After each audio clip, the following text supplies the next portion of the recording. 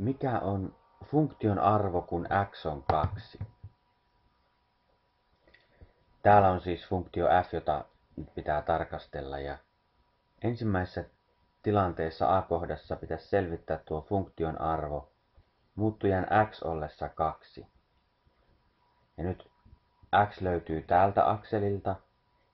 Eli kun sieltä löydetään 2, niin me voidaan katsoa, että mikä se funktion arvo siellä on. Eli se on nyt 1.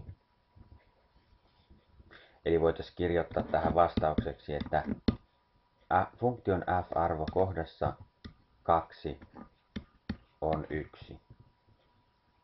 B-kohdassa kysellään muuttujan arvoa, kun funktion arvo on 5. Eli nyt funktion arvo löytyy täältä y-akselilta, niin tuolla on 5 ja sieltä löytyy 4. Eli kun x on 4, niin me päästään tuonne 5. Eli voitaisiin kirjoittaa tänne, että x on 4. Sitten on vielä C-kohta. Kysellään funktion nollakohtaa. Nämä muodostuu tärkeiksi vähän myöhemmin, nämä nollakohdat. Nyt tässä tapauksessa,